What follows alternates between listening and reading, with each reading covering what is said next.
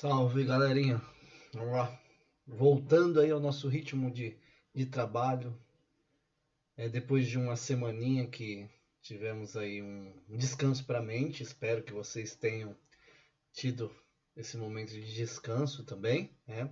Sei que a gente está num momento diferenciado, mas a gente precisava dessa semana para dar aquela respirada funda, né? Esse momento de pandemia também não está sendo fácil para ninguém, né? Bom, tô voltando remodelado também. Vocês devem estar vendo aí com layout novo, bem legal, né? Para a gente poder gravar nossas aulas aí, todo reformulado aí, as aulas gravadas, né? E hoje, nosso trabalho, ele vai ser um trabalho até rapidão aqui com vocês, né? A gente só está finalizando umas atividades que eu não consegui dar conta com vocês na aula ao vivo, né? Na live. Então a gente vai falar ainda sobre o conteúdo do conflito árabes-israelenses, né? Resolução de exercícios, e eu vou começar com vocês aí na página 55, tá bom? Eu vou tentar ler aqui na tela do computador mesmo, isso que eu estou projetando para vocês. Caso fique difícil, eu vou aqui para a apostila que está do meu ladinho aqui também, tá bom? Então, em outras versões está assim para nós. O estabelecimento do Estado de Israel em 1948 não rompeu o silêncio público sobre o Holocausto. Os europeus, mesmo aqueles que participaram de bom grado na perseguição dos judeus antes de 45, mostraram-se de repente defensores entusiásticos do novo Estado, porque proporcionava um país para os judeus construírem, um inadvertido, mas apesar disso, bizarro eco do apoio nazista ao sionismo em 1933. Também os sobreviventes podiam trabalhar para o futuro de sua própria nação. Israel era uma contrapartida conveniente do seu próprio programa e, a propósito, um conveniente lar nacional, não para os judeus como indivíduos, mas para as pessoas cuja própria presença continuava sendo um desafio à cuidadosamente construída história nacional dos europeus dos anos de guerra e a visão nacional de si mesmo como heróis da resistência e caridosos cristãos. Não foi fácil a leitura ali não, tá? Vou optar pela leitura na apostila mesmo. O meu scanner não foi tão bom assim. Então nós temos duas atividades, né, desse texto aí da Débora Dwork e Robert Ian Van Pelt, né, o texto Holocausto, uma história. A primeira questão, ela pergunta para nós assim, ó: que apoio o nazismo deu ao sionismo em 1933? 1933 é o ano que o Hitler chega ao poder, é o ano que ele começa a colocar em prática, né, a ideologia nazista, né, que ele havia proposto no livro dele Mein Kampf. E nessa ideologia nazista havia a perseguição aos judeus, ou seja, a prática do antissemitismo. Então, de certa forma, né, colocando em prática o antissemitismo e começando ali a perseguição, primeiramente criando os guetos na cidade, né, os bairros judeus, e posteriormente esses bairros judeus evoluindo aí para os campos de concentração, alguns judeus fugiram, né, saíram, né, fugiram dessas perseguições e foram em direção aí à região da Palestina. Como nós sabemos, né, desde o final do século XIX já havia aí o desejo, o anseio de alguns judeus europeus de construírem uma pátria judaica naquela região. Então a resposta que o professor selecionou para nós aqui é a seguinte, ó: o ano de 33 marca a chegada do Hitler ao cargo de chanceler da Alemanha e também o início das pregações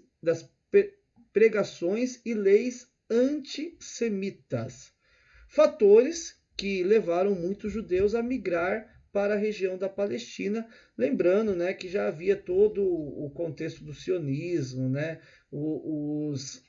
as fazendas que haviam sido compradas, né, por judeus europeus e assentamentos de terra que eles estavam fazendo naquela região.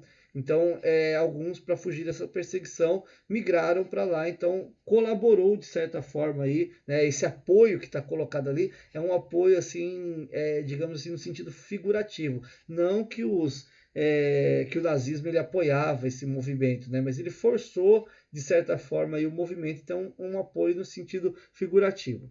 Segunda questão, ó, que fator motivou tantos europeus a apoiar a criação do Estado de Israel? Então, galera, além daquela questão de ser uma espécie de esmola, vamos dizer assim, né? Uma espécie de compensação, a palavra seria melhor essa, compensação à questão da perseguição do Holocausto, a gente tem que considerar que muitos europeus que participaram ou não da perseguição aos judeus tinha em si, né, um sentimento de xenofobia, de aversão a esse grupo étnico que existia na Europa. Eu até citei para vocês que estiveram comigo na última live que a perseguição aos judeus na Europa é anterior ao Holocausto, né? Eu até exemplifiquei com no período medieval quanto que os judeus eles sofreram perseguição da Inquisição Católica. Então, ó, a resposta que o professor selecionou para nós é a seguinte, ó. Os autores do texto evidenciam que muitos europeus desejavam que a Europa se livrasse, né, da permanência do povo judeu em seu território. Mesmo com todo o horror do Holocausto, ainda imperava o antissemitismo em parte significativa da Europa. Né? E até hoje a gente ainda tem essa situação ocorrendo. Né? A xenofobia, a aversão aos grupos étnicos diferenciados, estrangeiros, no território europeu é muito forte, né? Os grupos neonazistas eles estão muito presentes e atuantes ainda no território europeu. A derrocada do nazismo não significou o fim dessa xenofobia, seja por grupos que apoiavam o Holocausto ou por grupos que não apoiavam, que tiveram uma certa comoção, enfim, mas viram nessa criação do Estado de Israel uma oportunidade de se livrar, né, desses indesejados judeus do território europeu. Vou partir para a leitura agora aqui na apostila, tá, galera? Eu tive dificuldade na leitura anterior na tela. Então, lá na página 57, como está colocado aí para vocês, Interpretando Documentos, o texto coloca para nós assim, já falando ali da guerra do Canal de Suez, né, de um confronto envolvendo aí o Egito e outros países árabes contra os israelenses, né, contra a presença do Estado de Israel na região da Palestina. Cerca de 50 mil pessoas se reuniram na praça principal de Alexandria para ouvir o discurso do presidente Nasser no 4º aniversário do exílio do rei Farouk. Muitas mais o acompanhavam pelo rádio.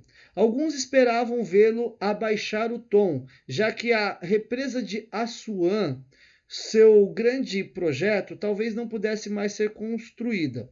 Mas foi, na verdade, um discurso extremamente confiante. Nasser disse que a Companhia do Canal de Suez, de Ferdinand de Lesseps, roubara dos egípcios uma riqueza que lhes pertencia por direito. Mas tudo isso era passado. Ele nacionalizaria o canal e, com os lucros, construiria a represa. Se os imperialistas não gostassem, concluiu, eles que se sufocassem de ódio. Quando acabou de falar, a sorte estava lançada.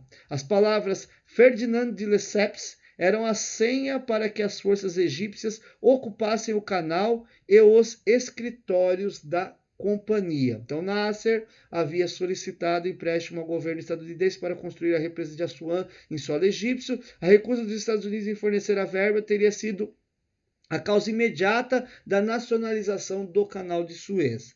As duas perguntas que nós temos ali, ó, de acordo com o fragmento, responda estas questões. A primeira, qual foi a justificativa de Nasser para nacionalizar o canal de Suez? Ó, o Nasser ele justificou que a companhia inglesa, né, que participou dessa construção, juntamente com os franceses, havia usurpado do povo egípcio a renda da construção do canal, né? Então não só durante a construção, mas posteriormente, né, cobrando ali pela passagem dos navios, na visão do Nasser, estava se expropriando uma riqueza que deveria ser utilizada pelos egípcios. Então ele se utilizou dessa justificativa aí para poder atacar aí, né, a presença, né, estrangeira aí na administração aí do canal de Suez. A segunda questão, ó, quem eram os imperialistas referidos nos discursos de Nasser ali, quando ele fala, né, se os imperialistas não gostassem, concluiu eles que se sufoquem de ódio. Então esses imperialistas eram, né, os franceses e os ingleses, que eram os principais acionistas do canal, aqueles que participaram diretamente da construção e que tinham as maiores vantagens com a administração da passagem dos navios pelo canal de Suez, e também os Estados Unidos da América, certo? Galera, com isso o professor encerra, né, duas atividades que apresentam ali no texto, no contexto da unidade para vocês, atividades essas que são discursivas e que gostaria que vocês deixassem registrado de alguma forma aí nos seus arquivos. E eu vou agora com vocês lá para a hora de estudo da página 62, 63 e 64. Eu optei por colocar ali a resposta, né? Então eu vou fazer a leitura do enunciado da questão aqui e já vou partir aqui para apontar para vocês a alternativa correta. Então a primeira lá, ó.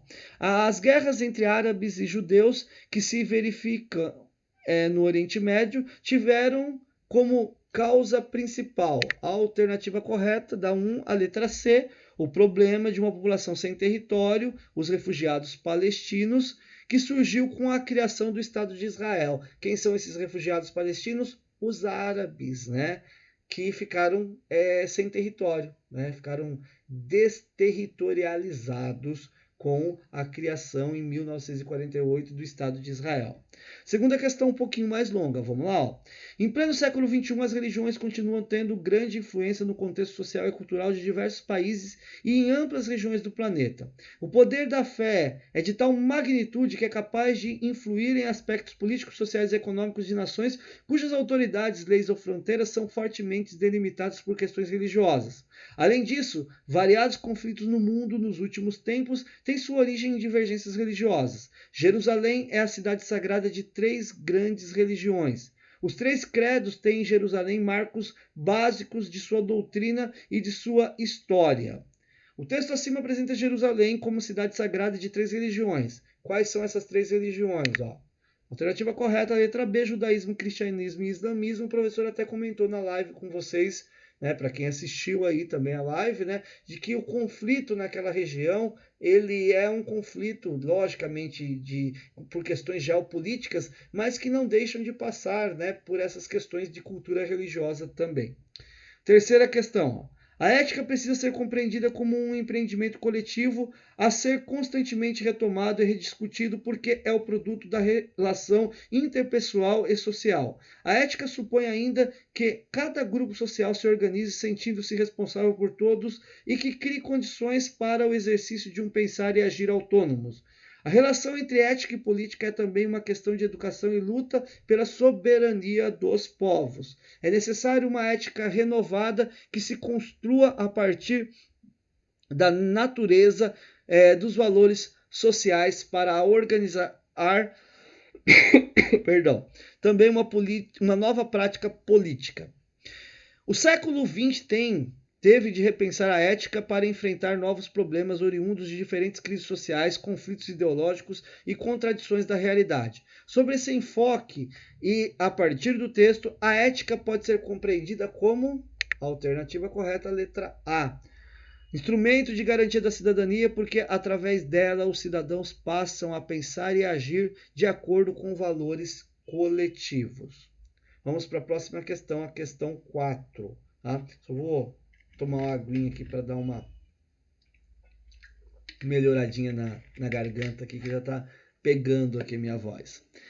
Na raiz chamada Guerra de 6 Dias, deflagrada entre os árabes e israelenses em 67, encontra-se o processo de descolonização do Oriente Médio que, em virtude das arbitrariedades cometidas na demarcação dos novos territórios, dividiu grupos tradicionais, desmembrou regiões ricas ou estratégicas e assim contribuiu para a criação de uma área sob constante tensão.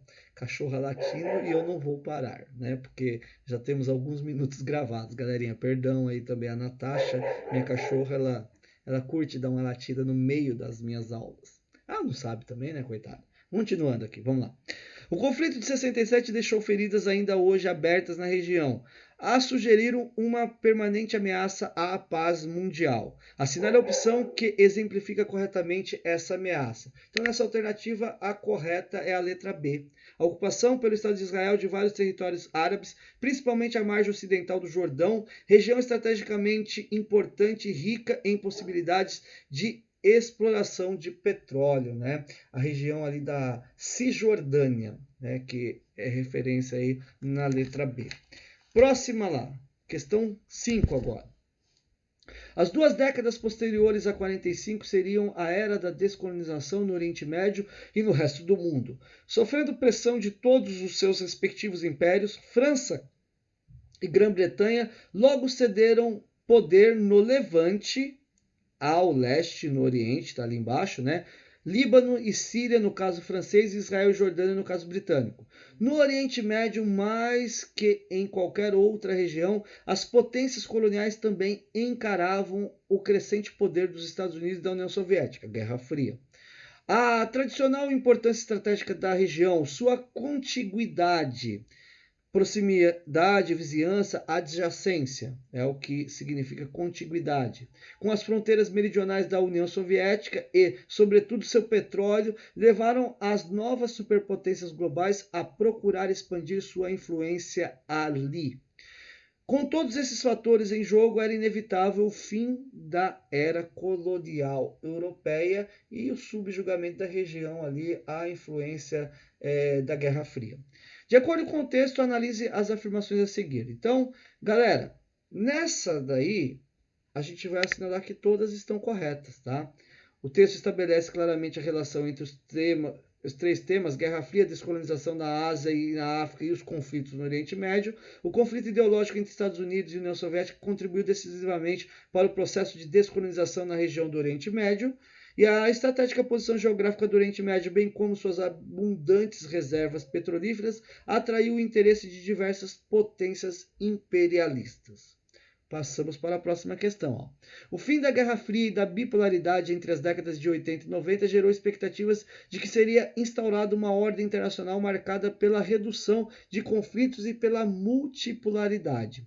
O panorama estratégico do mundo pós-Guerra Fria apresenta, para essa questão, a alternativa correta, letra A, o aumento de conflitos internos associados ao nacionalismo, às disputas étnicas, ao extremismo religioso e ao fortalecimento de ameaças como o terrorismo, o tráfico de drogas e o crime organizado.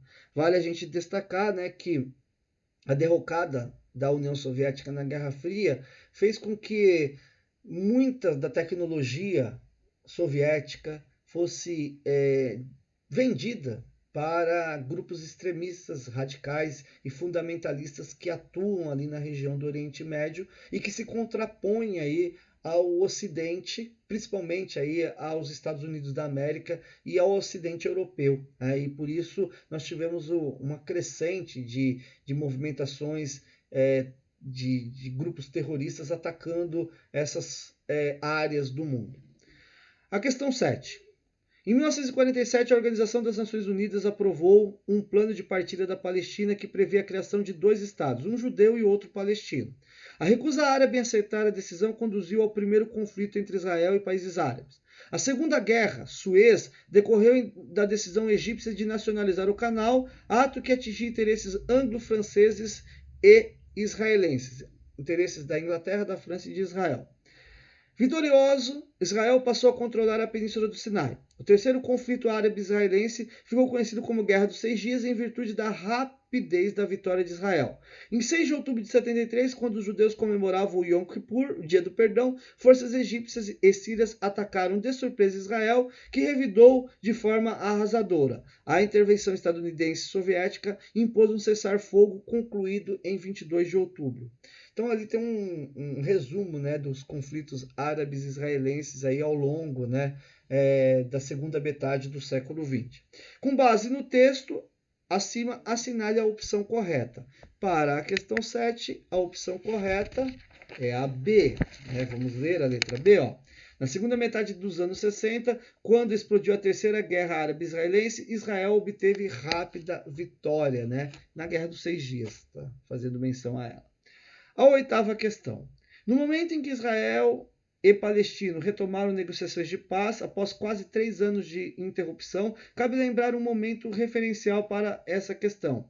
Encerrada a Segunda Guerra Mundial e sob o impacto da revelação dos horrores dos campos de concentração nazistas na Europa, na sessão da Assembleia Geral da ONU, das Nações Unidas em 47, foi aprovada a resolução número 181 que recomendava, questão correta, B também, a partilha da Palestina em 2 estados, um árabe e um judeu.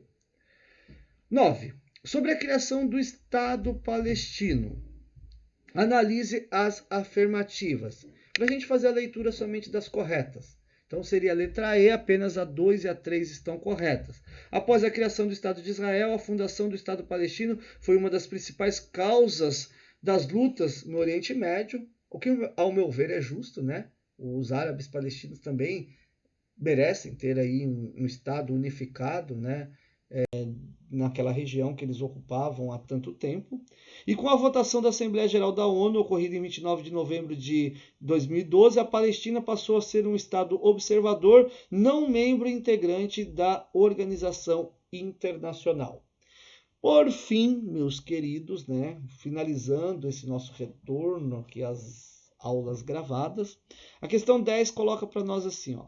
Nós temos uma notícia. Israel anunciou a retomada dos ataques aéreos a Gaza, a faixa de Gaza, após militantes palestinos terem disparado foguetes contra o território israelense após o final de um período de 72 horas de cessar-fogo encerrado na manhã desta sexta-feira. O exército israelense classificou os ataques como inaceitáveis, intoleráveis e míopes. O grupo militante palestino Hamas, que controla a faixa de Gaza, havia rejeitado a extensão do cessar-fogo, alegando que Israel não atendeu suas demandas. O atual conflito na faixa de Gaza já dura um mês, sem perspectivas de um acordo de longo prazo que coloque fim à violência que já matou mais de 1.900 pessoas, a maioria civis.